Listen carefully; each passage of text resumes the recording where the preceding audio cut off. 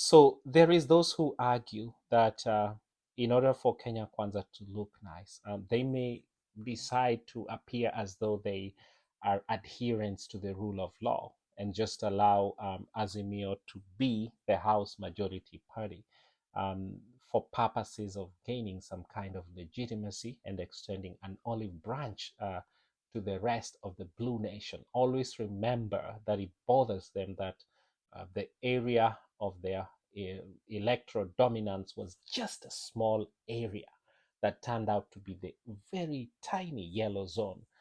So, in order to reach out to the rest of the nation, they may decide to just let ODM have the House majority position, in order to try and build bridges. But then it's just gonna be for a few weeks to a few months before the formalization of parties like UDM and those who crossed over to the Kenya Kwanzaa side.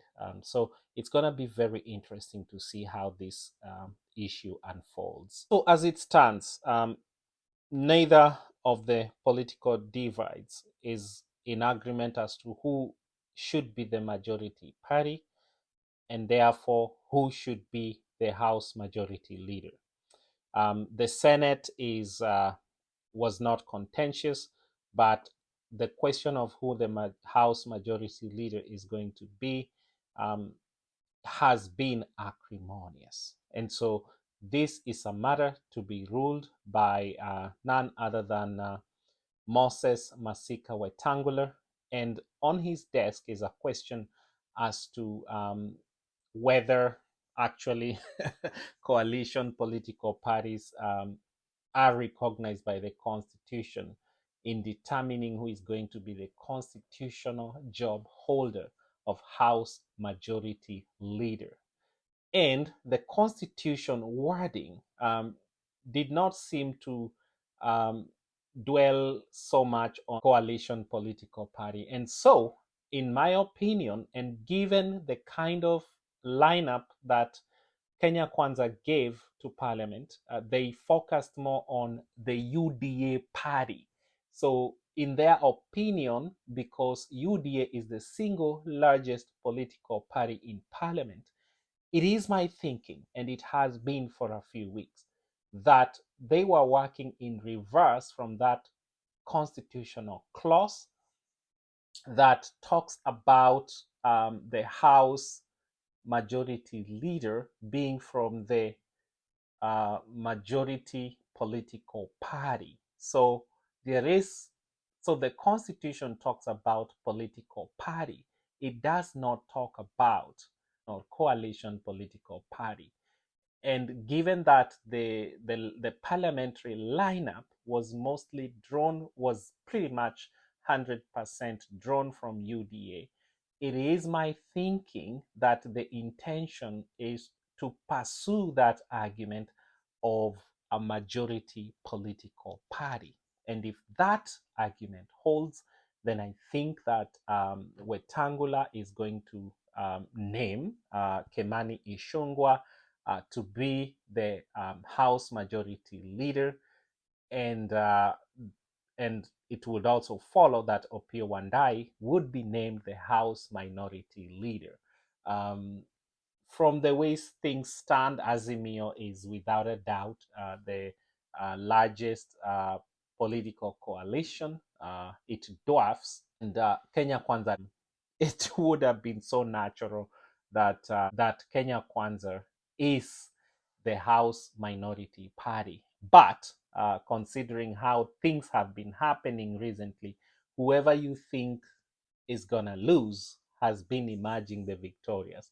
Whatever you think it is has been turning out to be not what it is. So, guys, I think that's my opinion, and I think given the wording in the Constitution, I think there's also the anticipation of a fight in the Supreme, in the corridors of the courts.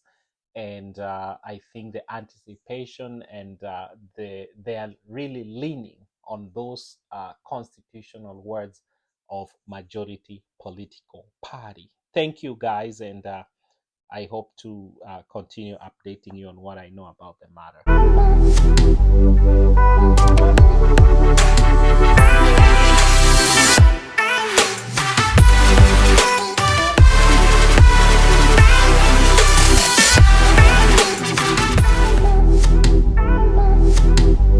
It was very interesting to see RUTO being shunned by the entire local leadership. And this can be explained. It can be explained in terms of RUTO's demeanor, language, and disrespect of the local leadership. For him to continue to insist that even for simple things like Kenya Kwanza being claiming that Kenya Kwanza is the majority party, I mean, is the majority coalition, I think it's disingenuous and disrespectful. There's really no way to say Kenya Kwanza is the majority coalition, but he can claim that UDA is the single largest political party, which I think, based on the fact that he developed an entire coterie of parliamentary leadership from UDA rather than Kenya Kwanza, means that his anticipation of a Supreme Court ruling, or rather a lower court ruling, is that the courts may rule in favor of majority party rather than majority coalition. And the language in the language in the Constitution is widely geared towards majority party. But I think the subsequent legal instruments, through acts of parliament, have expanded that to include coalition political parties. September, I'm not sure, in the Supreme Court, the presidential petition, the way the ruling was done about unanimous points towards a court that would be much more in favor of ending up with a situation where UDA is declared the majority party, and the court is likely to depart from the concept of majority coalition, just because they will rule based on the current happenings. Pretty unfortunate. I mean, you can pretty much now predict how the Supreme Court will rule.